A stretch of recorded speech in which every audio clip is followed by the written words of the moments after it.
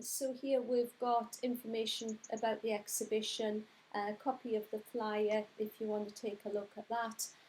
That just basically tells you where it is, and a link to the Gosford Civic website. So the Gosford Civic is open 7 days a week, and you can just pop in there.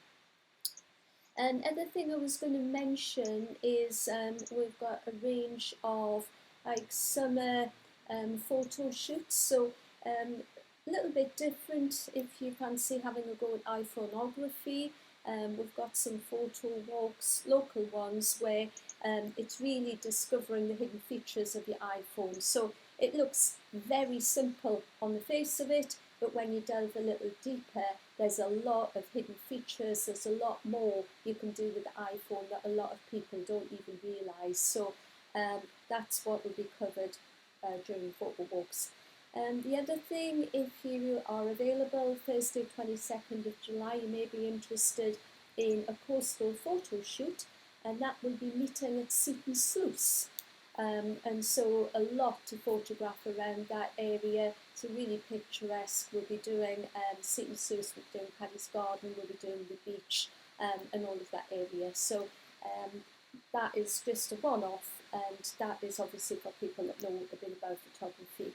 So that is just showing you what's available. And that's on the stream, so that's summer photography. So, anybody any questions about any of that? No? Okay, we'll move on then. Right.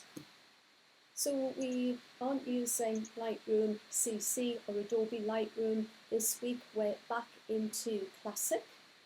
And this thing we're going to have a look at, which is quite a useful feature, believe it or not, is how you can edit video clips captured on your DSLR or captured on your iPhone, and what you can do with them in Lightroom. So it is quite a neat little feature. So to start off with, when you're in the library module, now for video clips you can't actually edit them in Develop, so you do the editing in library for this particular task. Down the left hand side you'll see video files, so you can see them within collections. You can also pick up the video file from the Lightroom course images, and I've included a copy of it in the classwork for tonight, okay, which should be appearing soon. I'll just refresh my other screen. It should be there now because after 6 o'clock. Okay, so first thing that we're going to do, I'm just going to double click on the video clip. So as you can see, it's nothing astonishing. It's just basically to show you what you can actually achieve in Lightroom for a quick video edit. So as I've said, we're in the library module because the Develop does not support video. So there's a lot of like little quick edits that we can do. So we're using Quick Develop to do these quick edits. So if we start off at the top with Saved Preset, you can see there's a number of presets which we have seen before that we can apply to our images as we're importing them. But there's quite a lot of things that, say for example, you wanted to apply a creative one, you might decide you want to go, I don't know, I'll just choose anything.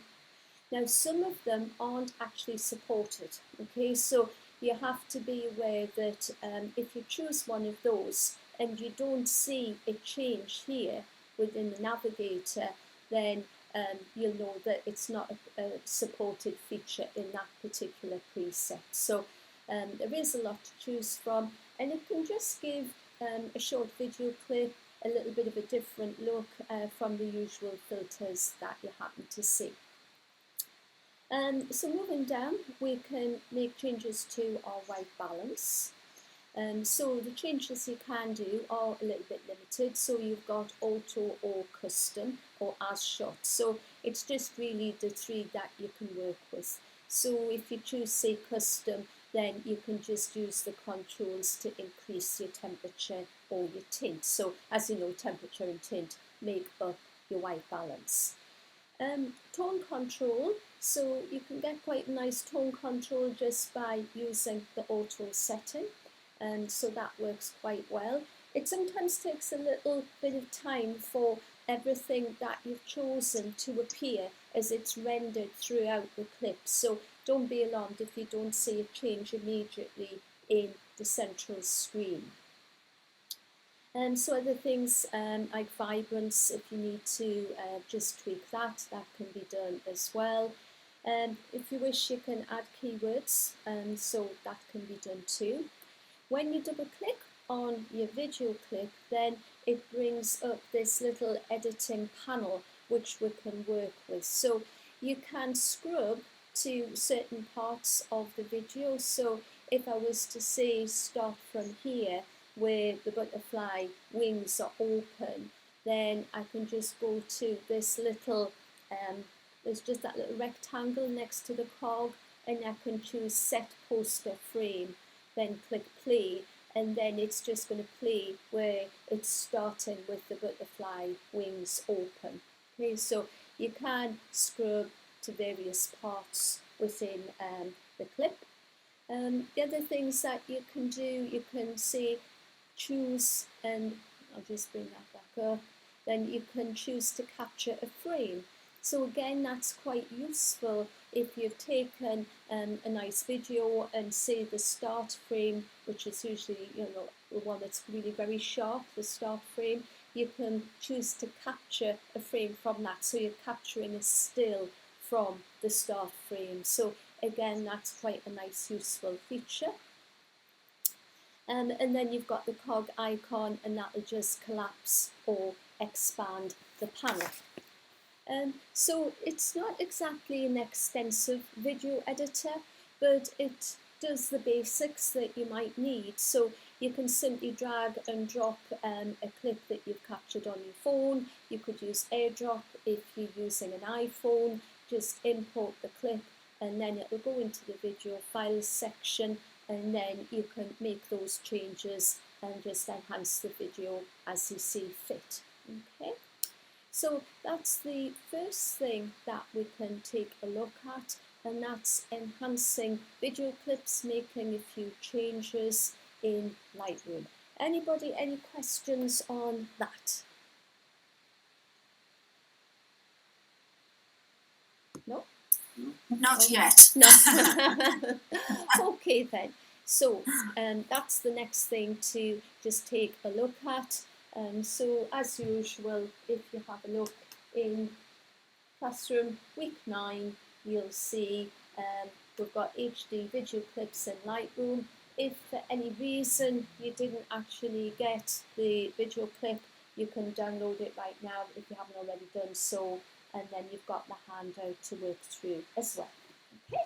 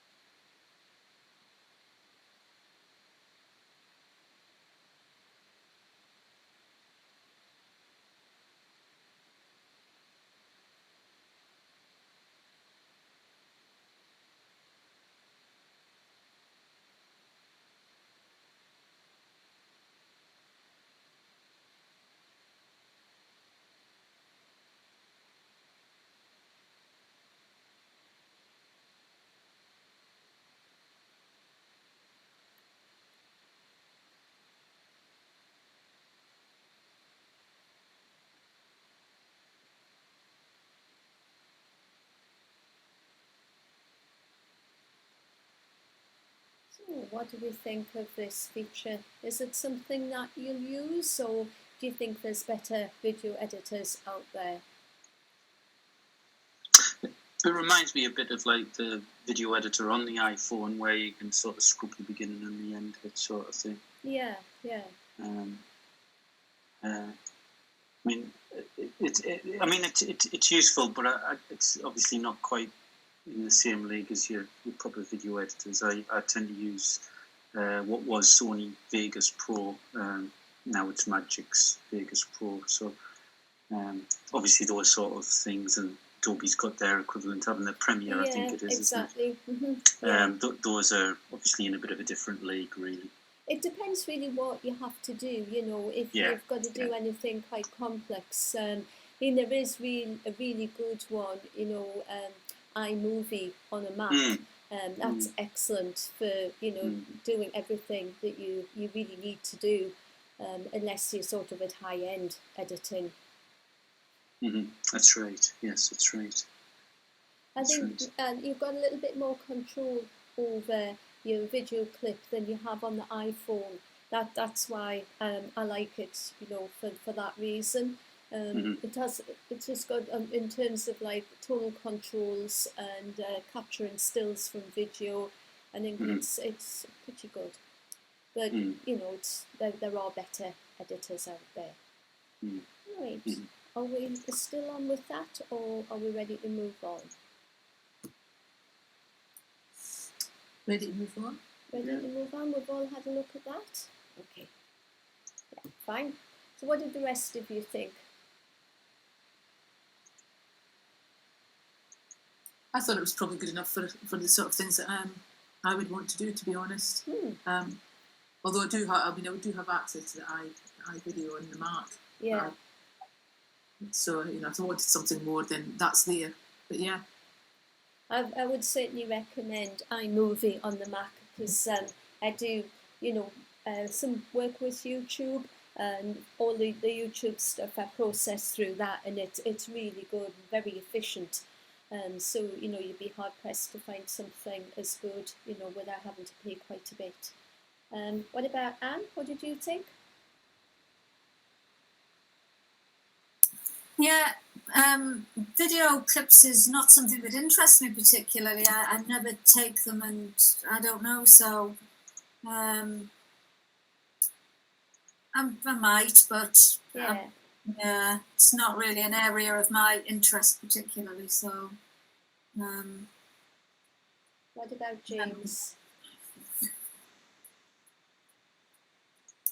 It seems alright, but it's something I've never actually done videos or anything like that. So I don't know.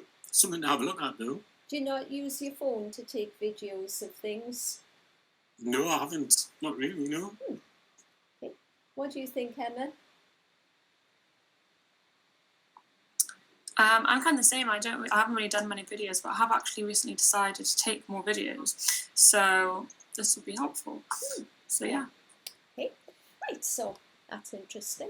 But at least you know it's showing you additional features that are present within the program, and so you know that's got to be a good thing.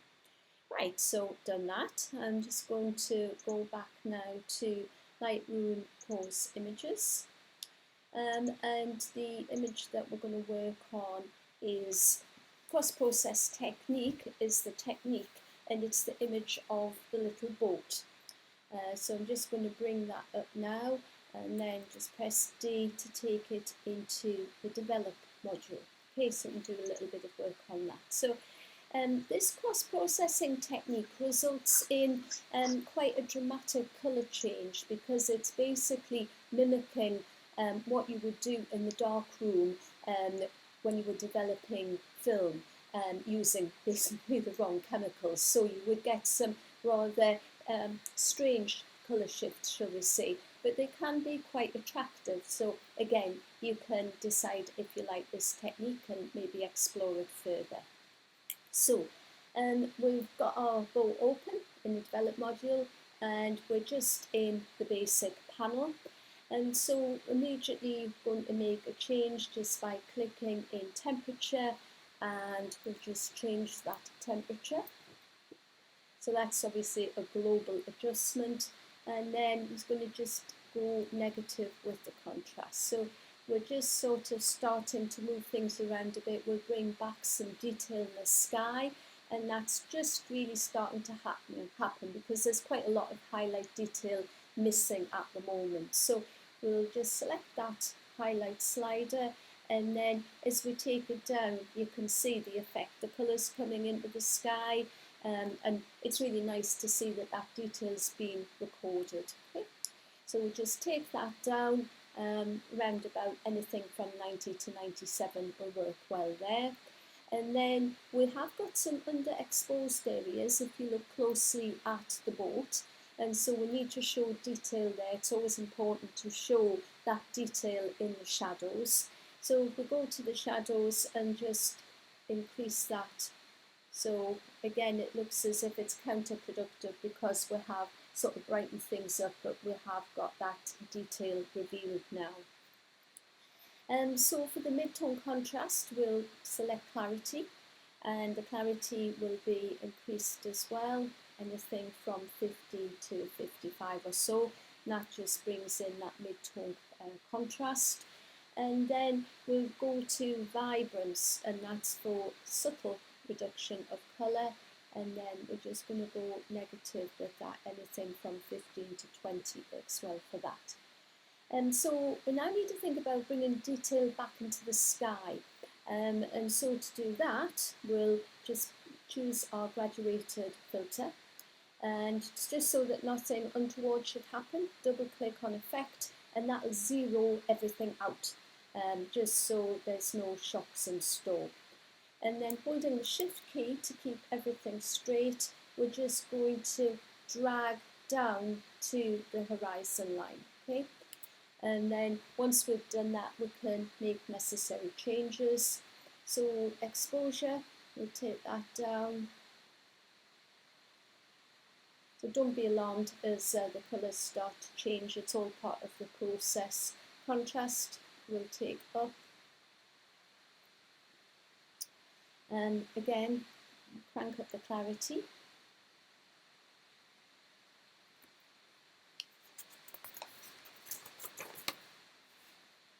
And we'll just move to our saturation and just take that up ever so slightly. Okay. And then once we've got all of that in place, if we move up to the top of the filter, you can see that we've got the hand icon. So there's various icons. If you hover over the pin, that will put the layer mask on, and then you can see where the effect is strongest. But what we're interested in is going near the top where we've got the hand, and then we just click and then flip over. Oh, I should have duplicated that first. There's actually 2 filters. So again, we just right click here and choose duplicate. Okay, so that will make the effect look crazy strong, but then we'll take the hand and then just pull that over like so. So we've got another filter effectively on the base of the image. So once we've got that, we can just work on that filter, exposure, just take that up a little bit until, just again to get the exposure in the foreground looking right. So we've teased out more colour and tonal detail, and then once we've got to that stage, again if there was any other additional changes you wanted to make in the foreground, you can do so here. So we'll just click done to leave that as it is, and then just take a look at the before and after. So it's working towards that cross-processed look. So next thing, we'll cross-process the colours. So we'll just go back to our loop view and then scroll down until we come to HSL colour. And then just move that up a little bit so we can see everything within the panel right there. And then within here, we're just going to work on the hue, And then if we go to the blues and then go negative, we're starting to get that sort of cross-process feel with sort of a cyan colour coming into the sky. So anything -40 to -45 gives you that classic green-blue look. If you find it's a little bit too strong, you can go to the saturation, and then you can always drop the saturation a little bit, so you can control the blues within the saturation if you feel the colour is a bit too intense. Next thing, back to hue, and in terms of the red, we want to bring out some of the oranges in the image, and then working in hue, if we crank up that value, we're starting to get some oranges coming in, so anything from 55, 58, and that works quite well. And so there we have it. Love it or hate it, that is the cross-process technique, and that's the sort of thing that you would get if you were, say, using different colours or the wrong, different chemicals or the wrong chemicals in the darkroom. Okay, so that is the next one to look at. Anybody, any questions first? I should have asked that. Is that the sort of thing? Yes, or last week you were talking about taking sort of two images, one for the foreground, one for the sky. So you could use this technique if you actually didn't do that, couldn't you? Oh yes, certainly. I mean, you can always use that double filter technique if you've just, say, got the one image, as long as when you say got a good exposure for the land, then you might have blown out the sky and you'll not be able to bring back detail if it's not there.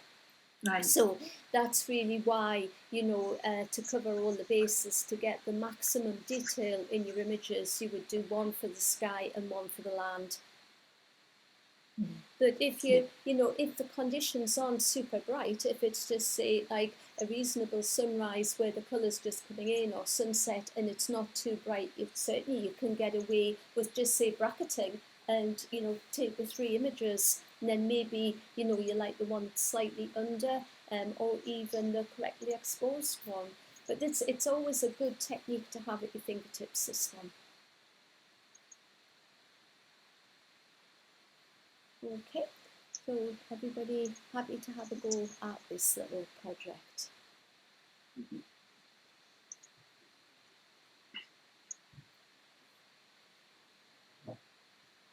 I mean, you don't have to sort of do the cross-process technique if you don't like it, and I do appreciate it's not everybody's cup of tea. This, you could use the same technique with the double filter in order to do like a realistic version.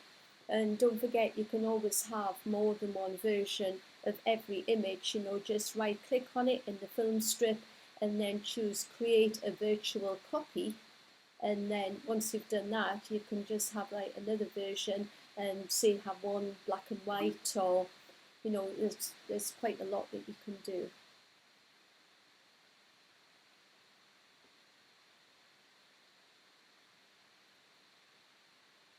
That's it right there, create virtual copy.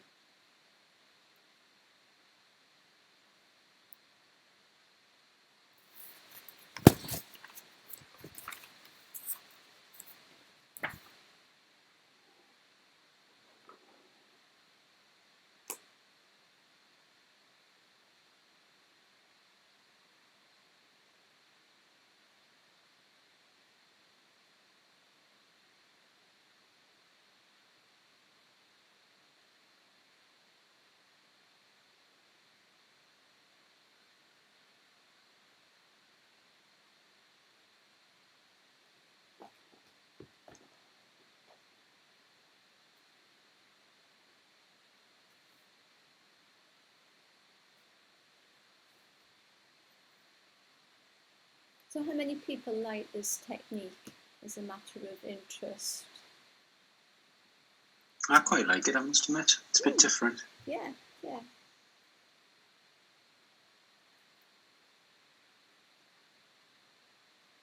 I thought it was quite a dramatic change. It was, it really did enhance that image.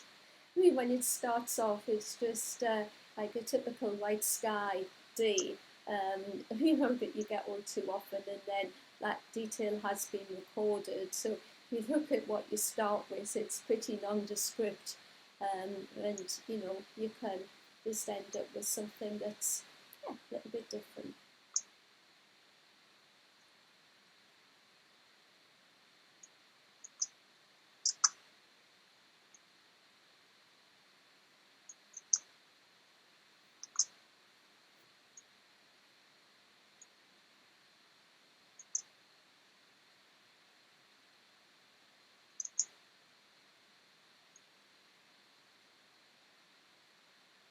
Absolutely beautiful tonight, looking outside compared to this morning.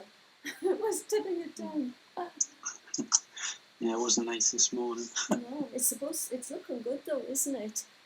Might be able to get out of the camera a little bit at the weekend. It looks promising.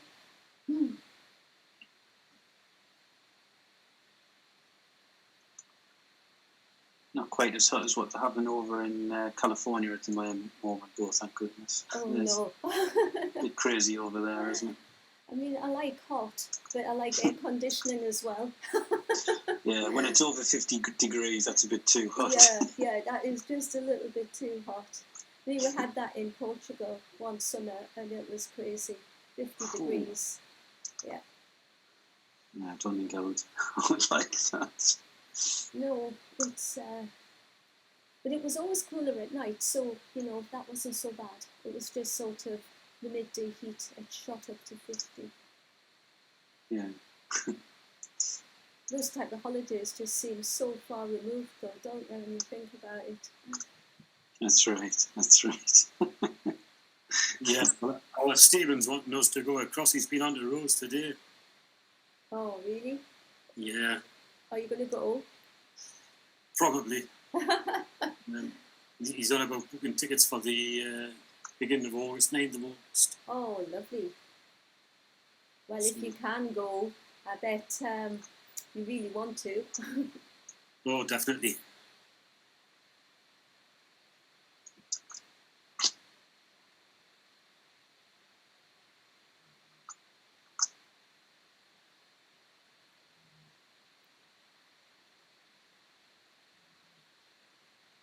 That's not me snoring, by the way. It's one of the dogs. The microphone is so sensitive on this computer. You can probably hear all this snoring.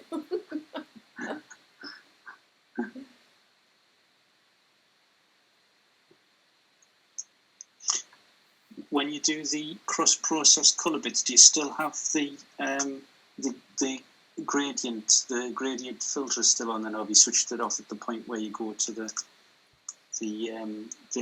coloured tab and change the HSL? So you can just switch it off, and then you can just apply your gradient, your colours. Yeah.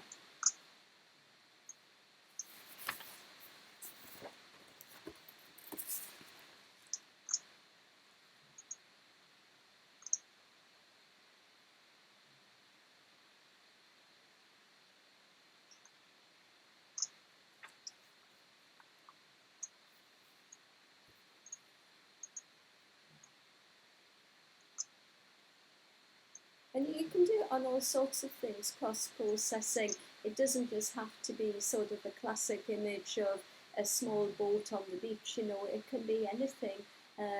Landscape scenes, anything that's just looking a little bit drab. You can introduce different colours in order to get something that looks quite interesting. Mm-hmm.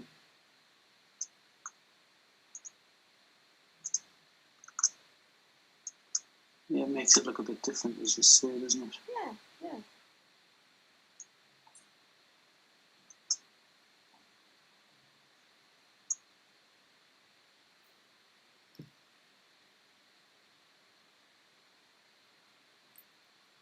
And it's also good because you're using like different controls and seeing the difference using hue mix and how you can balance it with saturation. Mm-hmm. So if you go negative with hue, you know, you may want to boost saturation a little bit. And so it's just working with the different controls to get something that you're happy with.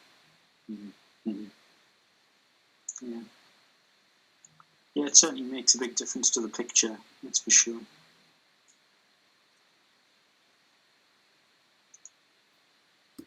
How are we doing? Is just finishing that off now, or need a little bit longer?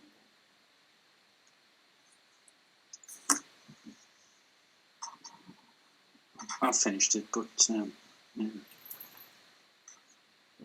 can always have a look at one of your images and see, apply it and see what you think. If you've got something in Lightroom that you can draw on, or use your keywords to find something like boat or landscape or something suitable.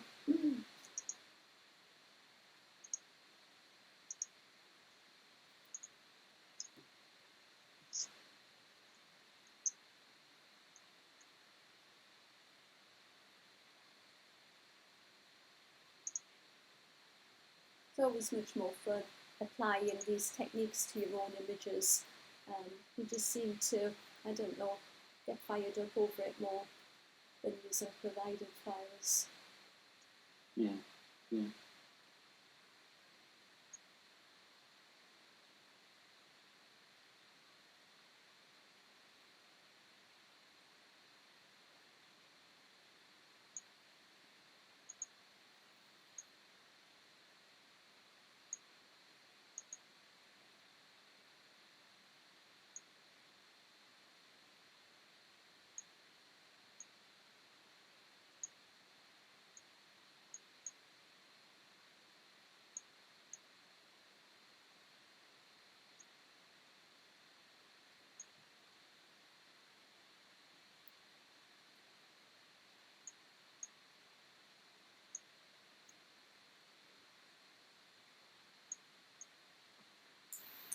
Jane, for some reason I've got a pink sky. What have I done wrong? It could be that you've hovered over the central line on the, you know, where you've got the graduated filter. Yeah. I'll just see, I'll go back and see. If you look at the centre of it, there's like a pin where, so maybe you've clicked on that and that's showing you the mask rather than the colour. Ah, right. So at the bottom there, and if you've done sort of the basics up to that point, if you just click done, and then that should go away. All right, take away the mask. Right, that's great. Thank you.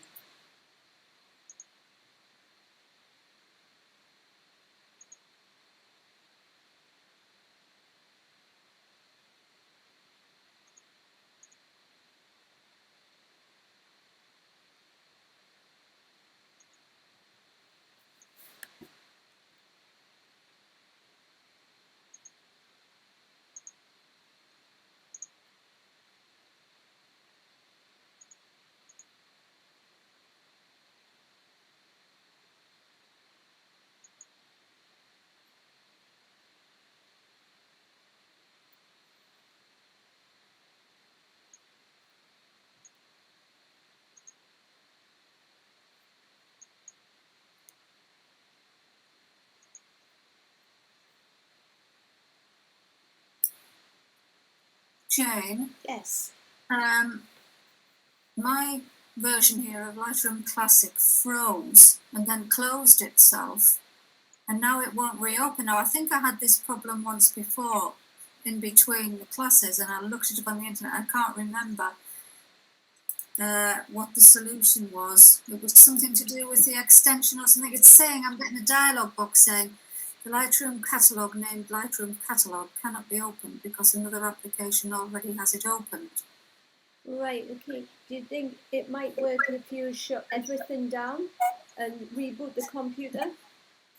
I don't think that was it. I just thought, I think it was something to do with the extension LRCat or something. If you haven't shut it down properly, I think you can't open it. I think I looked it up at the I just thought you might know.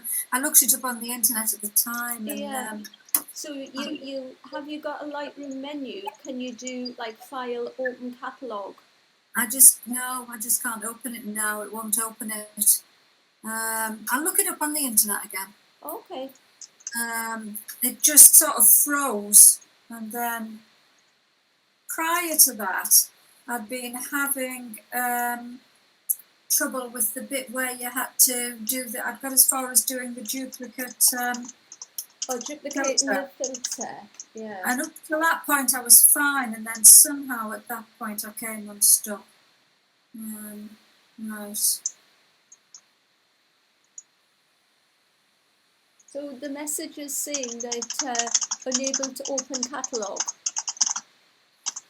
Yes, because it's already open. Wait a minute, I can try again. Can it be opened because another application already has it opened? Yeah. Hang on a minute. Choose, navigate to the folder where you're stored in your pictures folder. It's something to do with the file extension, I think. I remember from, it happened to me once before in between the classes. Those users, which is Lightroom.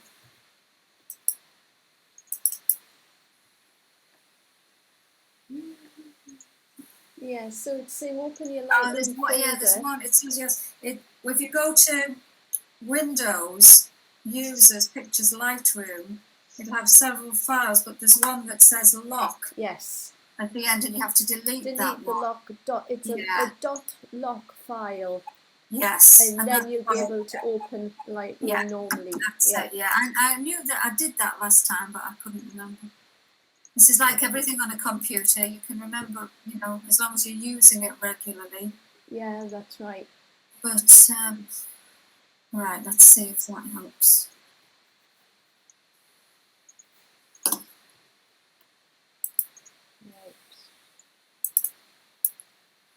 Right, how's everybody else doing?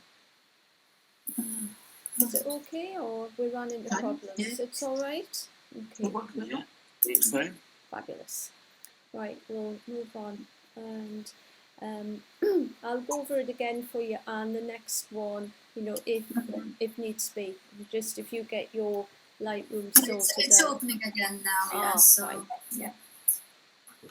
Right, so back into library module, and then in the search box, I'm just going to do a search for TYLR19, and that is what you can see, picture of some machinery.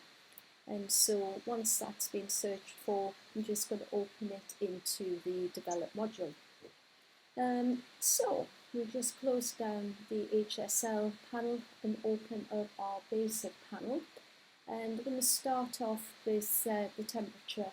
So the colours are looking wrong. The white balance obviously hasn't been set right in this image, so if we just go to temperature and just going to change that to 3418, so that's made an immediate difference. Alongside that, as we know, temperature and tint make up white balance together. If we take tint to, I think about 22 should do the trick. So we had a bit of a magenta tint going on before, but now that looks a little bit more realistic. So if we go to our before and after, we can see there is quite a significant difference just by getting the white balance organised correctly. So once we've done that, we'll move on and take a look at a few other adjustments we can make. So exposure, just take that up a little bit.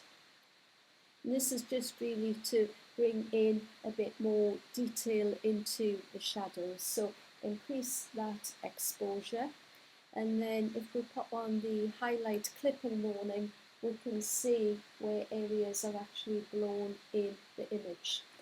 So if we go down to our highlights now, and then just keep an eye on the image, and then just pull back the highlights until all of those red areas disappear, then we know that we're along the right lines. So you might find that your numbers are slightly different, but that's basically what we're working towards. Whites, take whites to the left just to pull away from the wall so we haven't got the whites right up against the wall on the right hand side. Take a look at the shadows because we have got some shadow detail. So if we just take the shadows and open those up a little bit just so we can see the detail within there. And then now we're missing the black pixels, so if we just go down to the blacks and then just go negative with the blacks, just not so that we're right off the wall. Right, they should do it.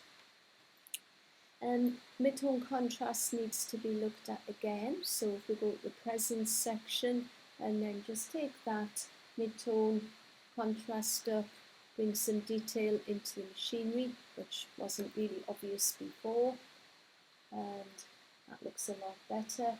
So now we can see the histogram is improved, so we've got more midtone information. So again, if we take a look at our before and after, then the image is certainly looking much improved. It's starting to pop. And then all we would do now would be to export this if we wanted to use it for whatever reason. Okay, any questions on that one? No, pretty straightforward. So that is working with midtone contrast and improving the look of machinery.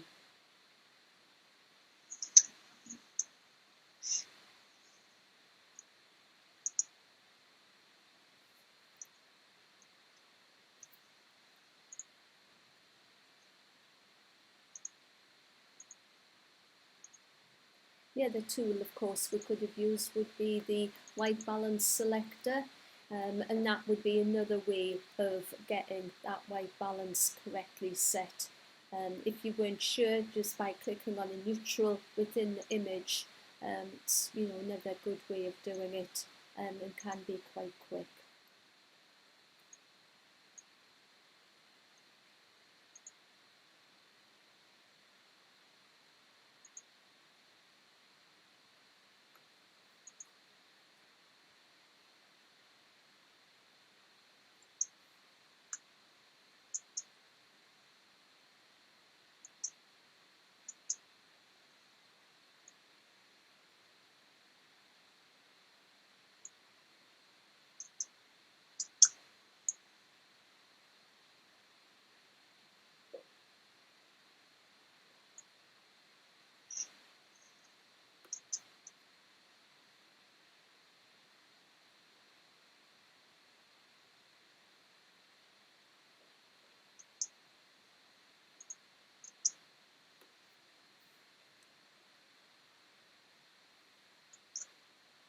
How are things with you, Anne? Has that done the trick?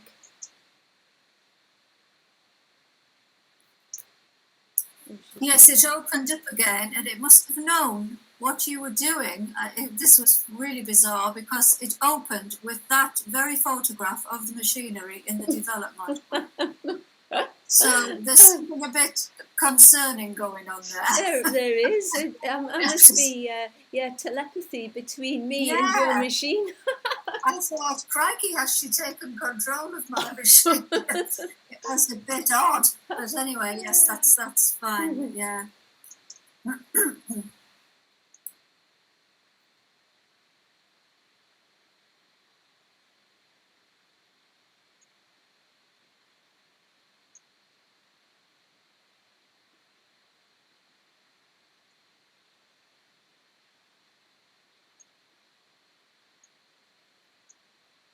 And of course, last of all, if you wanted to do a little bit of sharpening, you can always finish off with a bit of sharpening just to enhance the details further.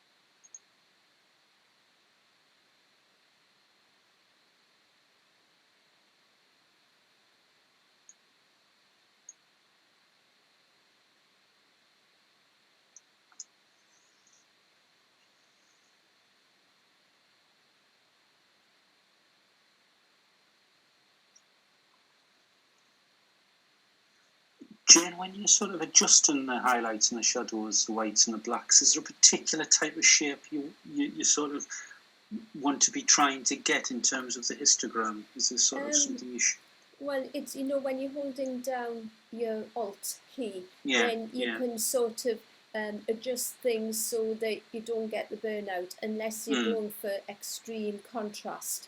If the histogram is, say, all bunched up in one place and you haven't got the spread right across, then you're aiming to spread it so that you've got a Right. more even distribution of pixels.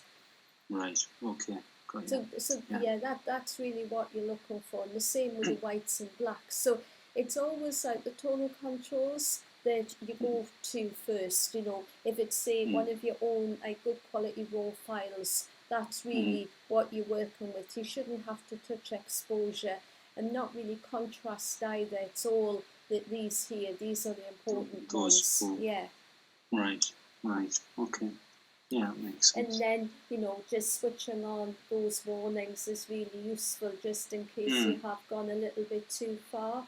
And then, you know, you can just drag the histogram as well off the, so if it's on the wall, because I was playing around with this before, you can just get a hold of it and move it.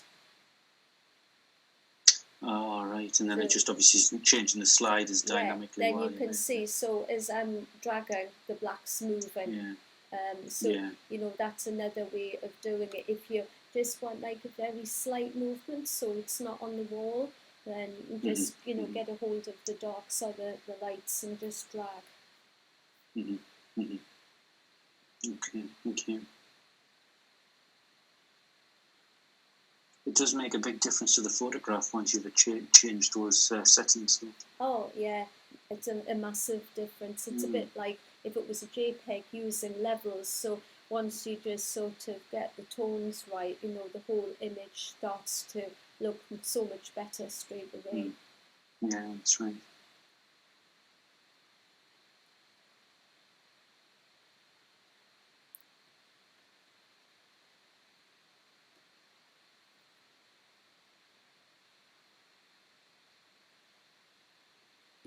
Is that working out okay for everybody else? Yeah, not too bad. Yeah, it's working fine.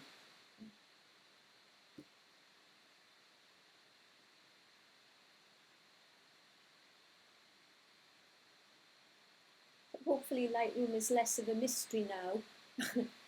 After having, you know, worked through a lot of these projects and getting used to importing and cataloguing, making sure you've got your collections created, so it should be a little bit easier. Is that right or not?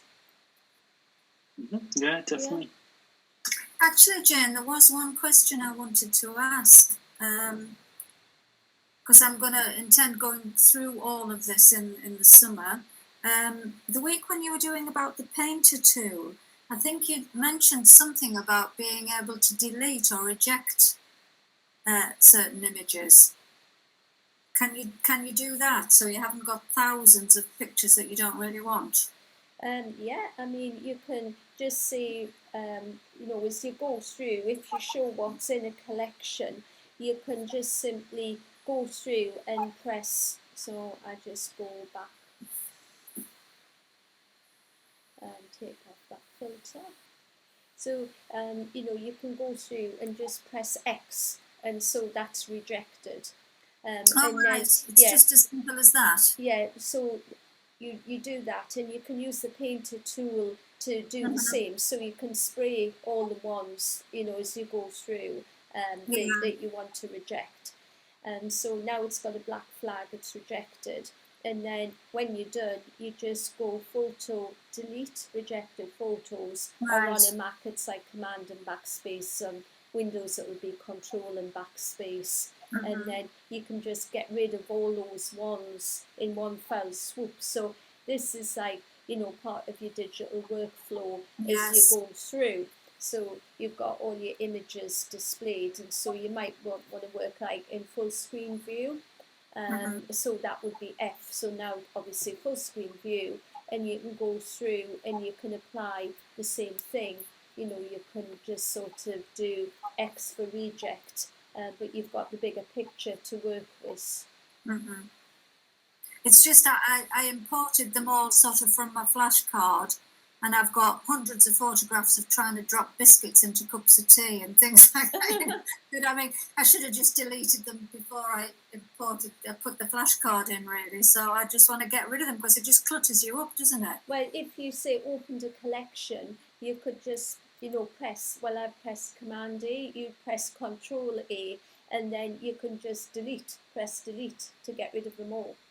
Yeah. You know, you can do that as well if it's, you're not going to kind of go through like each and every one. You know, if you know more or less that all of those in that collection aren't really what you want. Yeah, I just want to get rid of a load of the rubbish, which is most of it, to be fair. Well, yeah, I mean, you know, it's a good idea to have a cull, because there's no point in keeping images that you're not really going to do anything with, or, you know, that are just taking up space. Yeah, exactly, yeah. Thank you, yeah. Right, do we need a bit more time, or are we still on with that? No, I think we're fine. We're okay? Right, yeah, ready to move on. Right, so back into the library module and back into the search box.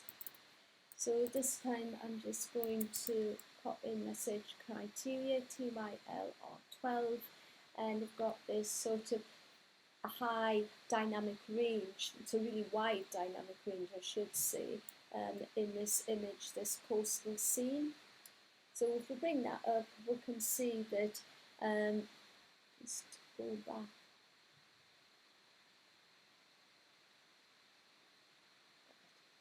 So that's the start image, because I was just messing around with a few presets beforehand. So that's the start image, so it's backlit. We've got some real severe problems with shadow areas that we need to lighten up. So we'll start off, we'd normally start off with the global adjustments first. So we'll do those. So again, just go to the tonal controls.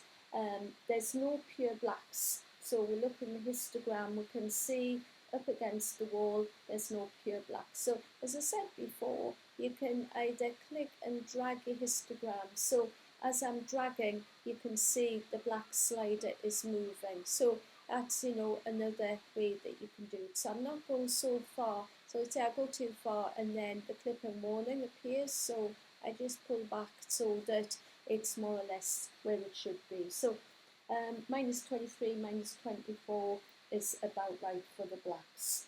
And then we've seen that histogram is in a better place. So we can also see that there's no really bright whites. So with the whites again, we can click and drag just to move the whites. So just ever so slightly, they have gone too far. So then I just move back a little bit, just a little bit more. I do. So we just improved the whites as well. Again, moving down to presence, just grab the clarity slider and take the clarity up. I normally don't like to take clarity too far. I do have a bit of a mental block with anything past 24, but when you're working on an image like this, that you've really got to try and pull everything out of it that you can, then I will crank the clarity up a little bit further. But good quality raw files, you shouldn't need to use much in the way of clarity, because it can darken as well as introduce artifacts if you yank that clarity slider too much. Moving down to vibrance, so that is a gentler control, so we can take our vibrance up anything from 45 to 50. That just makes the colours appear a little bit better.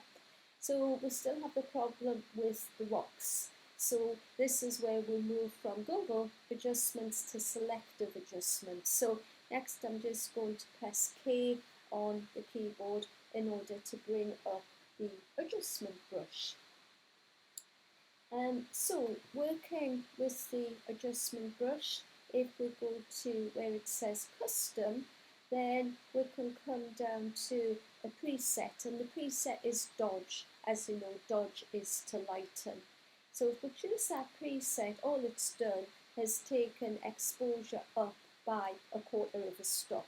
So we can see right there, it's done that for us. So if you haven't got that feature on your version of Lightroom, then all you need to do is just use your adjustment brush and take exposure up 1/4 of a stop.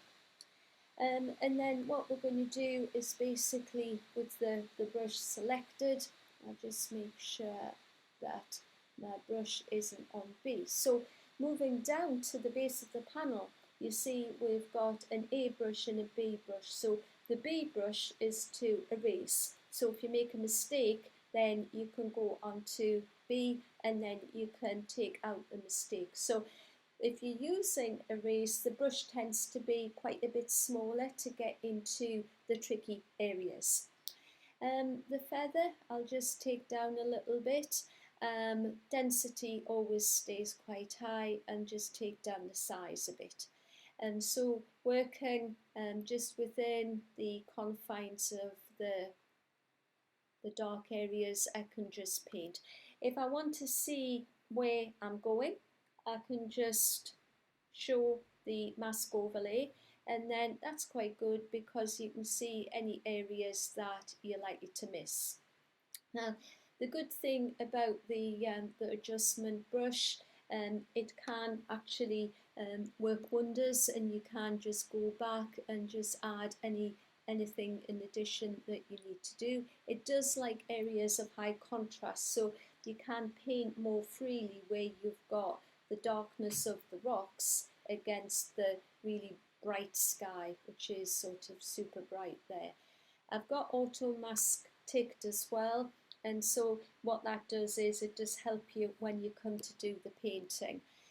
So as I move around, it's more or less snapping to the rocks, so it's doing quite a good job there. But as I move into other areas where you haven't got such extreme contrast, it will struggle. And so that's when, if you go over, you'll need to pop back and get your adjustment brush. So the idea is we're just painting around here to lighten the rocks, and so I'll keep going with that just to improve that a little bit further.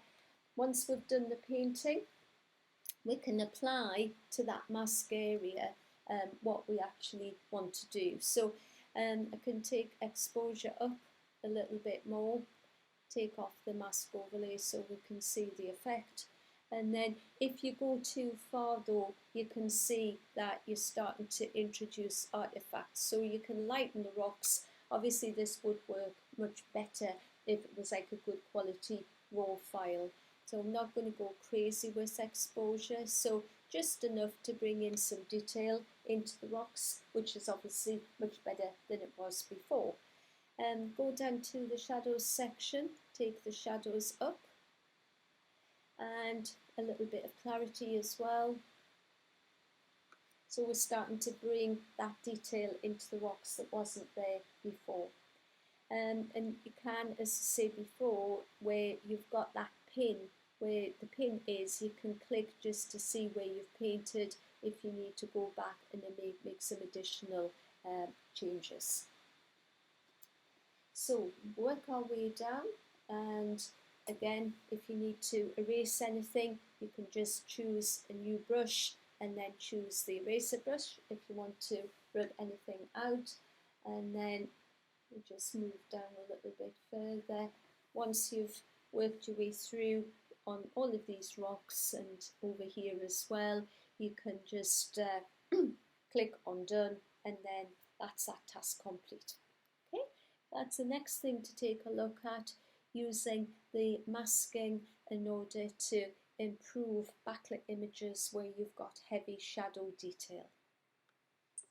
Jane, hi. Sorry, I totally forgot about tonight's class. Oh, I thought something must have happened, Margie. How are No, you? I just Are you totally okay? forgot. Oh well, you've come in now. We might Yeah. be finishing a bit sooner because we've already got through 4 projects. We've had our Wow. wings on tonight.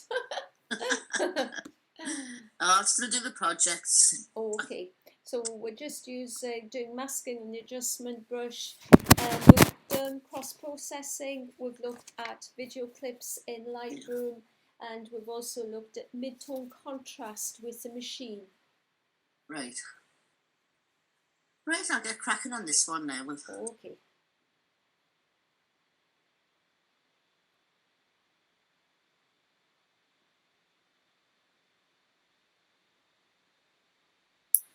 Jane, Yes. you know the bit where you enter the text in to find the image? Yes. I can't find that. How do I get that back?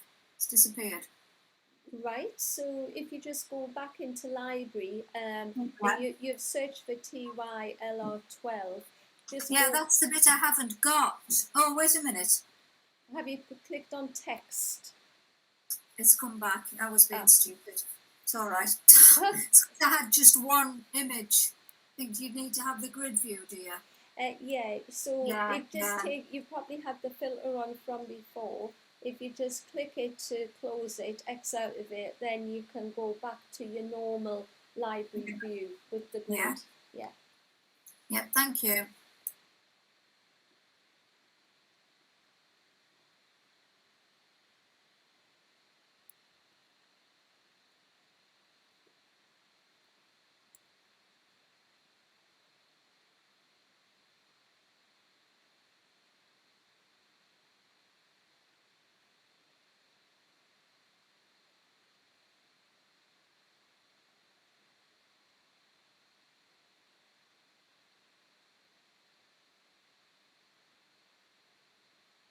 So Japan were very impressed with the images that I sent to them. Those of you involved with the NPP, and they keep talking about the very beautiful images from Newcastle upon Tyne. Oh, that's nice, isn't it? Oh, they're very beautiful. It's always a very beautiful images. And they're saying they can't wait to show them to the people of Shinshiro. So that's happening from the 3rd of August. The images are going into circulation in public buildings. Oh, that's good, Jean. Yeah. But they're so very polite. You know, they're lovely people to deal with. Oh, just a shame we can't sort of see them in real person time. You know what I mean? We have done, but of course they're 8 hours ahead. So when we have webinars with them, it's like 7:30, 8 in the morning that you have to meet with them. But yeah, and some of them it's quite hard because they're not all that good with the English. So there's normally one as the spokesperson. And then, of course, they've got masks on as well. So if they are trying to speak English, it's not always that easy. Oh, God, yeah. Jane, how do you get the mask on again? So at the bottom, have you got Show Selected Mask Overlay? All right. Yeah, you put a tick in there, and then as you paint, it's going to appear. Right. Yeah, well, that ticked. And you've got your auto mask ticked as well, with the brush, and that just helps with the snapping on, as you're painting. Yes, that's it. I've got it there now. Thanks very much.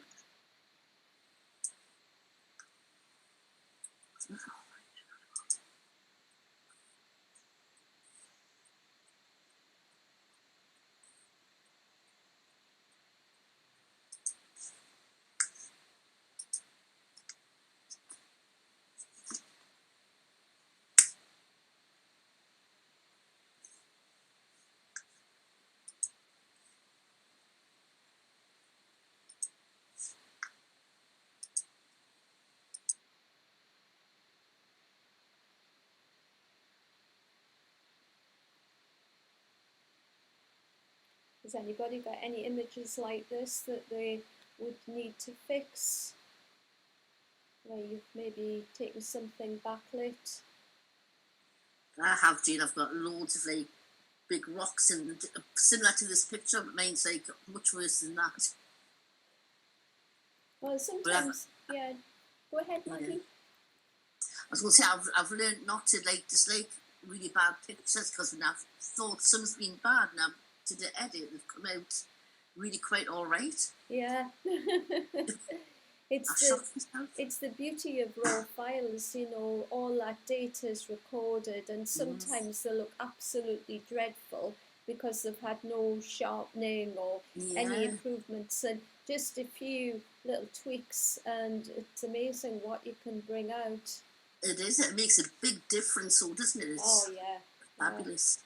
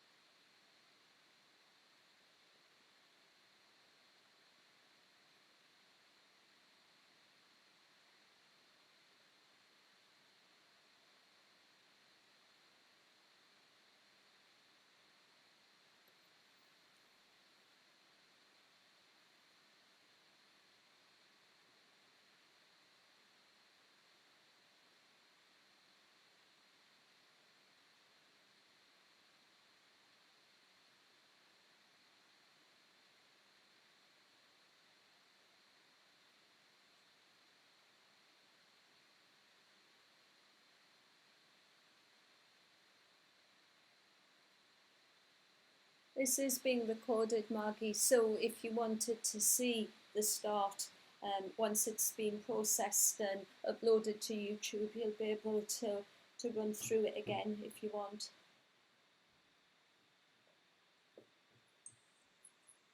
I'm thinking I might do a follow-on to this as well, Jane, if there is a one. Yeah, well, there is. If you know, we're just saying before, if we get enough people interested for it to go ahead, there is.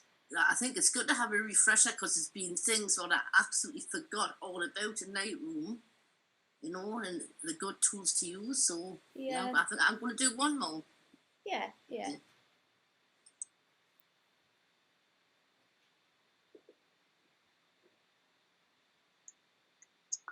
There seems to be there's two courses there, Jane. One in September and one in October. What's this? What's the sort of? Does one lead on to the other, or is it looking at different that's right. things? They've just split up all of the classes. That they're in two parts. So you do the first bit, and that can be, well, it's the same for all of the courses unless it's full cost. So you do the first bit, and then that leads it on to the second bit. It's just that sometimes people just want to do, like, say, a few weeks of something. That's all they need. And so they can just enroll and say do 4 weeks, and then if they need to do the whole thing and learn more, then they can do the 7 weeks. So it tends to be like a 4 and a 7 week split. Right, okay. Just sort of gives you more choices, really. Yeah, it does, and it helps our retention, because, you know, you get some people that would say pay for an 11-week course and have no intention of doing 11 weeks, so just want to do 4 weeks and then withdraw, and so that looks bad for us. Whereas if they've got that 4-week option, they'll do their 4 weeks, and then they're actually, they've achieved, so that looks good for our statistics. Got you. Yeah, got you.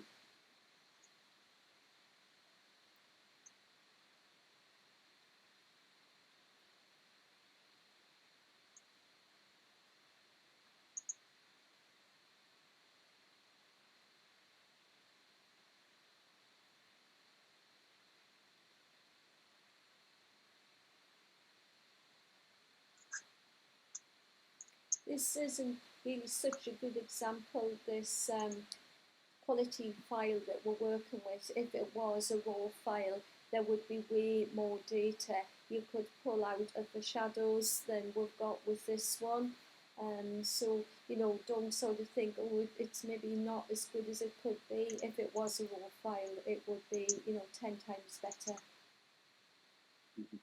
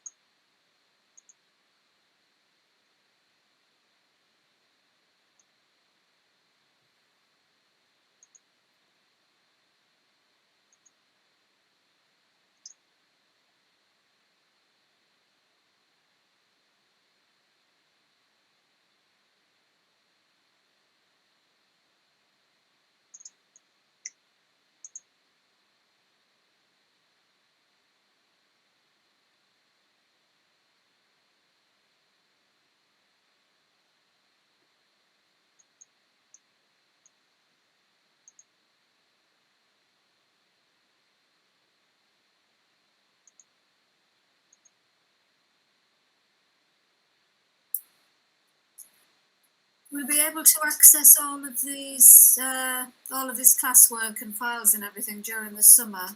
Yeah, Still. yeah, I'll not be taking it down. So, yes, I'll not have to archive it until, well, September. Right. So, yeah, you'll be able to access all of it until then. And the YouTube video links, they'll still be live. I won't be taking those down. Great. Yeah. Hopefully find the time to go through it all again. Yeah. Well, if the weather's not so good, it's a nice kind of rainy day thing, isn't it? You can just sit down. It is a nice thing to sit and do. Yeah. It's and as I say, it's a revelation to me because most of the photography, as I say, the standard I'm at, this is probably good enough, you know, without having to go into Photoshop. Well, there's this, and you know, Lightroom CC or Adobe Lightroom, you know, the web-based version. You might find that that's all you need rather than, you know, something. No, and plus being able to sort of catalogue and keyword your images and so on, that's very useful, isn't it? Yeah. So, oh, yeah. That's one of the best things. But you've got to use it. That's when the trouble starts. If you say, no, it's there, but then decide, oh, I'll do things differently. I'll use Adobe Bridge and I'll do my own filing system. And that's when, you know, it all goes pear-shaped. You've just got to relax and let Lightroom take care of everything as far as the filing system's concerned, so that, you know, everything is in the right place and the right date order. And, you know, it does a brilliant job. Well, I know nothing whatsoever about Adobe Bridge, so I won't be tempted to do that. But this is fine for me. This is great. Yeah.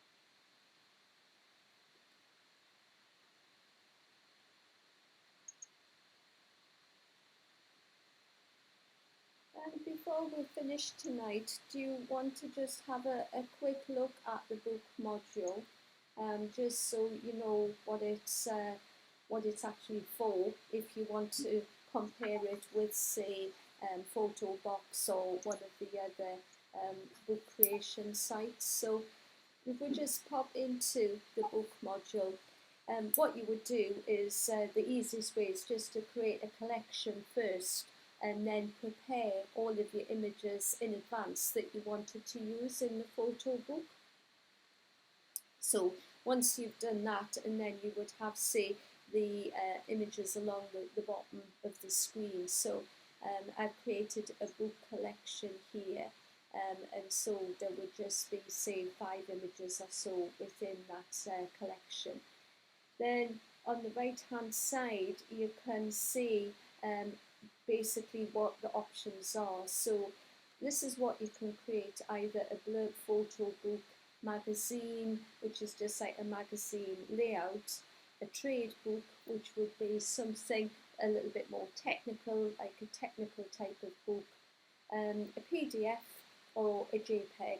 And so that would just be, if you had 10 images, you'd have 10 JPEG files created. And the PDF would just be like the PDF layout for the book. So you have quite a few options, like for the size of book, for example. So you can see the different sizes that are available right there.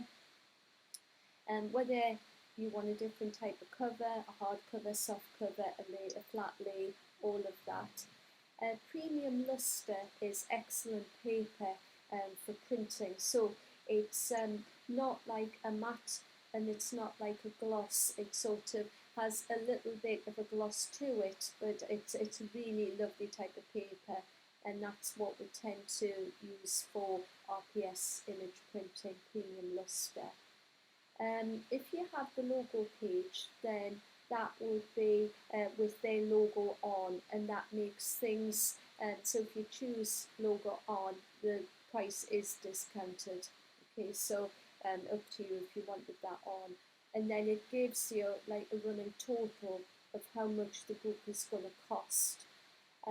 So you've got that price there, excluding VAT. You've also got it in dollars and euros, so you've got something to work on. And if you do go with Blurb, the first time that you use them, you do get a discount, and I think that's normally up to 30%, and so that does make things a little bit cheaper. But to be honest, you're not going to get anything as cheap as using like Photo Box, where you get a discount applied when you go into the site, and then you can choose to pay for the book and then just do the book before the expiry date of the discount. So that's what a lot of people do, just to take advantage of something cheaper. So it's all pretty straightforward, like we've been through other things in Lightroom, page, the cell, the type, whether you want an identity plate, that kind of thing. So we work through all of these things, and then basically when you're finished, send the book to Blurb. So the layout and everything is specified at the start, and then when you click send to Blurb, then that will just click on that, so it'll show you. There is some missing stuff, so I haven't really applied enough detail But you'd send it to Blurb and then you obviously go through the payment and everything. So what we've got here, a standard landscape, 10 by 8, 25 by 20 centimetres, 104 pages, and that's what it would cost. But it would probably be a bit cheaper if it was a first order. So not the cheapest option to go with this, but the quality is very good. The printing is excellent. Okay, so that's just really to show you what you can do within the book module. So we're just about at the end of the session. So I hope you've enjoyed the course. I think most of you said you have done, and you've uploaded all of your work. So I'll be in touch with you with feedback on how you've done. And so I'd just like to thank you all for joining me and wish you all a lovely summer. Thanks, Jane. I was just going to check, Jane, you know the ILJ? Yes. We all uploaded it a little bit earlier on. Yeah. I've sort of completed it now. Do you want me? Should I just upload it onto that original entry you had dated June the 7th, or should I just replace the existing one? We'll just go to password right here. Okay. So where you've got ILJ file upload, just upload to that. Right. I uploaded it at half term, but I was just wondering, should I just replace it with the final? Just replace it with the new one. Sure. That will be fine. Okay. Thank you. Because that's something we've got to go through, and the moderator looks at it as well when she looks at all of your work. Okay. Sure. All right, everybody. Lovely seeing you all. See you all again soon. Bye for now. Yeah. Bye. Bye. Take care. See you later. Bye. Bye now. Bye. James, Yes. are you going to do the next Lightroom course? I don't know. I probably will. Well, that's why I thought I would join, because of what you told us the other day. I thought if I join, you can join forces, basically. Numbers, Margie. Yeah. I'll be calling you too, the A-team. Jane, while you're on, before you go, just a quick one. Yeah. I've been on the Photoshop again, and I've lost the bit at the bottom where you have your layers and that. I know I've done it before, and you told us how to get them back. If you just go to Window and Layers, Yeah. or you can reset your workspace if you just go. Let me see if I can bring Photoshop up. Because I did go to Window and Layers, but then when I shut it down, the layers were still on me.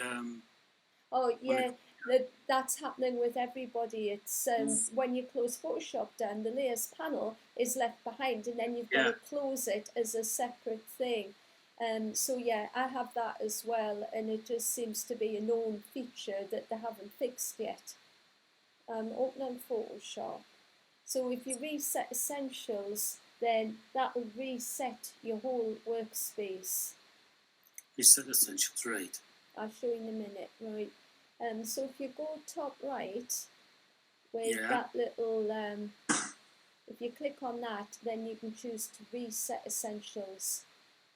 Right. Right there. So if I reset it, then it brings, because my layers panel was missing, but now it's back. Right. Okay, that's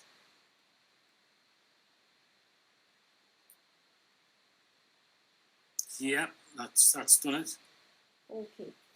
Excellent, that's great. Thanks very much, Jane. You're welcome. See you both soon. See you soon. Bye Take now. care. Bye now.